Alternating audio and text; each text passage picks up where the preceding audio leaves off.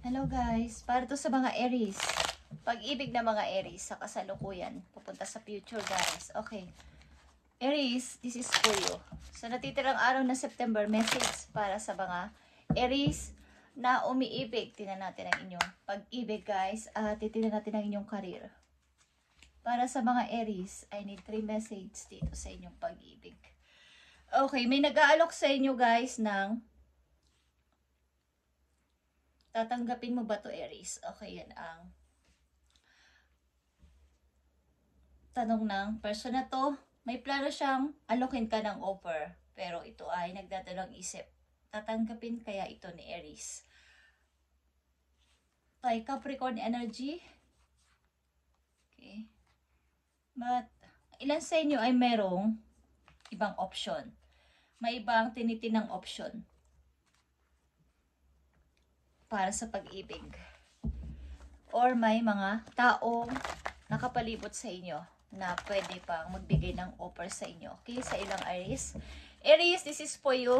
Sa pag-ibig ninyo, tignan natin. Sa natitirang araw ng September 2025.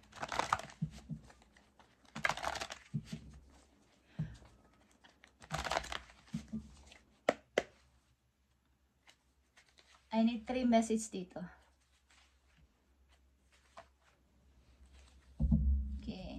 Anito ang Capricorn and Aries, Leo. May mga involved na ilang mga tao sa buhay ninyo guys. At ito ay may iba't ibang klase ng offer. Okay Aries, unang message po yun sa yung pag-ibig. Andito ang King of Wands. Ito ay Aries, Leo.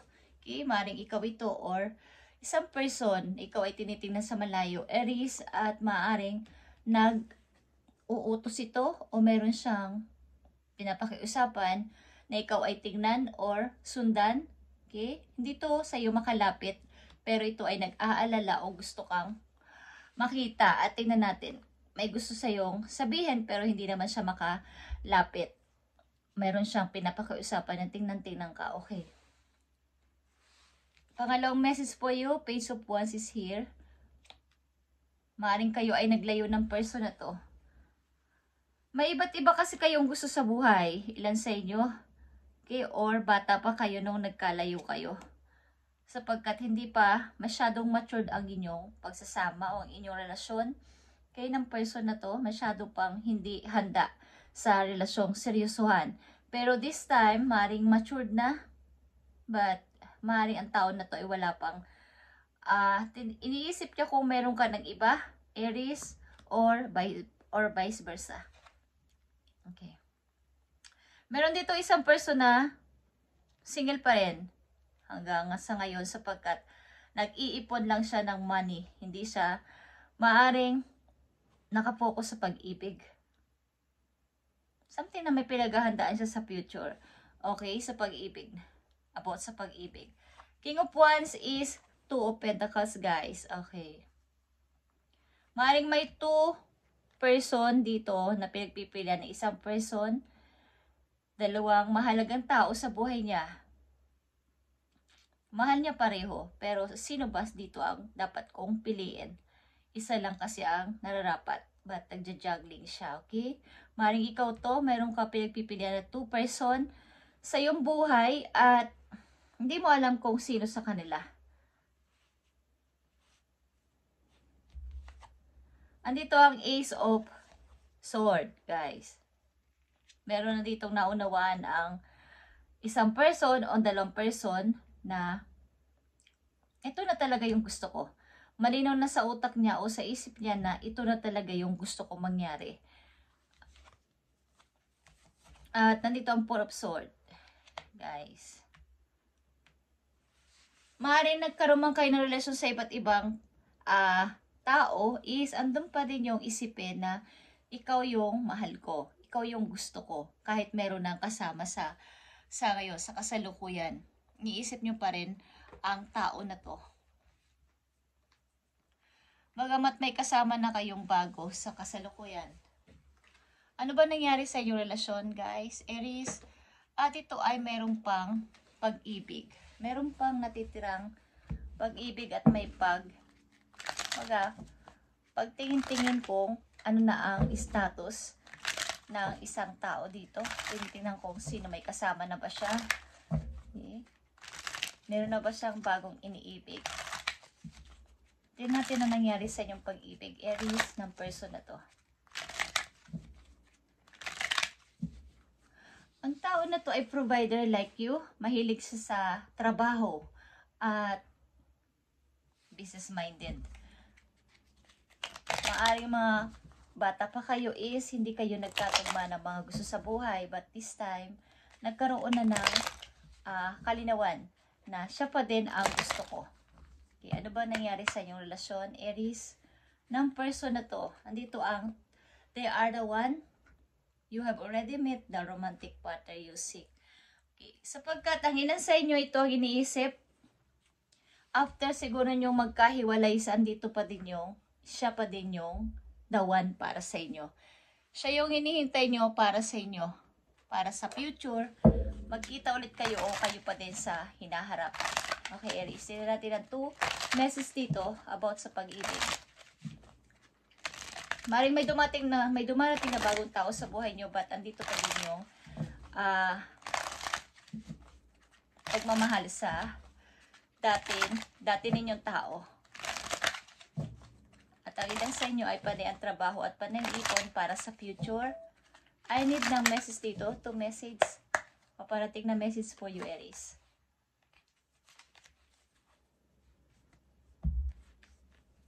Okay. Queen of Pentacles is here, Aries, at saka ang Four of Wands. Okay, bagamat kayo ay successful sa buhay, at okay naman sa trabaho, okay sa padalalapi, but andito pa yung isipin yung foundation ng pag-ibig. Yung pinasimulang pag-ibig, yung pinakasalang tao. Andito pa din yung sakit. Andito pa din yung pagmamanifest sa tao na to kung kailan ito babalik sa inyong buhay. Kailan ba kami ulit magkikita? Andito yung, kahit meron na siguro ang ilan sa inyong kasama sa buhay or nagugustuhan tao is meron pa rin pagtingin-tingin kung ano na ang status niya sa buhay sa ngayon. Kumusta na kaya siya? Okay, Aries, tingnan natin ang message sa'yo sa karir mo. Sa natitirang araw na September 2025, para sa inyong career, sa mga Aries na nandito sa reading. Nandito ang unexpected Aries. The financial crisis may be beyond your control, but the outcome is still up to you. Yung outcome, yung paparating na pera sa'yo o paparating na pagdami ng pera mo ay nasa sa mga kamay mo. Kung how mong i-handle ang pera na dumarating sa iyong buhay, sa ngayon kung iyong inuhold ng maayos o minamanage ng maayos. Get ready for unexpected financial setback. May mga paparating sa inyong hindi mo inaasahang pera at medyo malaki siguro to. Kaya i-handle nyo ng maayos sapagkat kumbaga how nyo i-control ang paglabas at pagpasok ng inyong perang matatanggap na to. Tackle things in advance and prepare for the unexpected. Ito ay mga hindi inaasahang biyaya o paparating na pera na maghahatid sa inyo ng parang ang laki ng ipon ko ngayon, malaki ang pera ko ngayon, pero kailangan ninyo itong i-handle ng maayos o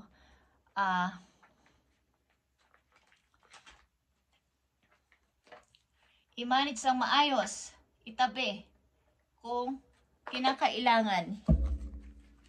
Ilan sa inyo ay matagal na single or nagkaroon man ng relasyon ay trabaho lang ng trabaho sa ngayon at walang official na kasama sa bahay, guys.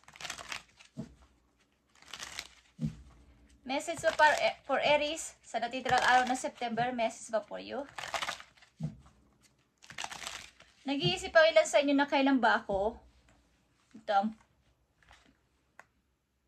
Queen of Pentacles and Four of Wands. Kailan ba ako magkakaroon ng matibay at magandang relasyon o matibay at buong pamilya, yung makakasal ako sa tao na gusto ko. Okay, tignan natin. Ang message pa po you, Aries. Andito ang challenge or be brave enough to accept all challenges. Maraming challenges ang paparting sa buhay ninyo simula sa araw na to at kailangan nyo mag-observe. At ang ilan sa inyo nag-wait o naghihintay ng opportunity kung kailan darating.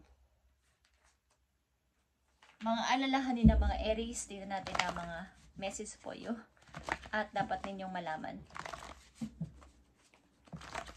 September, katapusan nito na message po you, Aries. Kailan kaya darating ang totoong, yung matatag na relasyon para sa akin? Yung ikakasal ako pero magiging totoo na. Kumbaga, matibay na. Andito yung may isang tao siguro sa inyong para nagpabalik ng inyong pagka-broke dati. Inaalalayan kayo at sinusuportahan sa inyong emotion. But, andito pa din yung pag-aalaala sa dati ninyong minahal, guys. Tingnan natin ang mga dapat ninyong malaman pa. Aries, andito ang intuition and listen to your own inner voice. Ito ay pag-mumuni-muni at pag-iisip-isip ng mga bago ninyong i-start ay dapat ay yung para nasa kayo yung masusunod galing sa puso ninyo. Wala nang hindi na kailangan ng approval ng ibang tao o susunod ng ibang tao. Kumbaga kayo yung dapat na masunod dito sa mga bago nyong i-start sa buhay simula sa araw na to o pagpasok ng October is yung galing mismo sa inyong puso ang inyong susundin at hindi yung hihingi pa kayo ng approval sa iba. Sapagkat marami kayong opportunity na mag-a-appear sa inyo harapan. Okay, andito yung pagpo-propose, something na may magpo-propose sa inyo or mag-alok ng kasal, mga bagong trabaho, pagta-travel, at saka magandang trabaho is mag-a-appear sa inyong harapan. So, kailangan dito ang movement, choices, and decision. At kaya sinasabi kong hindi need ang approval ng ibang tao. Sundin ninyo kung anong inuutos na inyong puso at makinig sa sarili, sa sariling kaba, sariling kutob, at hindi yung dikta o sulsul ng iba o approval mula sa iba, kayo mismo. Sapagkat takot kayong mag-decide, mag-isa ilan sa inyo, kailangan nyo pa ng payo mula sa ibang tao. Kaya meron kayo ditong pamimilian o pinagpipilian between 2 person o 2 jobs, guys, or higit pa. Sapagkat andito yung panghihinayang pa rin sa nakaraan at ang ilan sa inyo sa nanatiling single sapagkat may hinihintay at nag-iipon ng pera. So, ilan sa inyo din ay may darating na mga unexpected na biyaya. Ito ay pera, depende sa inyong paggastos at pag-handle nito sa tama. Guys, kung kinakailangan is i-prepare mo itong sarili mo sa mga unexpected na mangyayari simula sa araw na to. Kaya Aries, ito yung message today at ito ay sa pagtatapos ng September 2025 na message, guys, at pagpasok ng October. Thank you, guys, and God bless, Aries.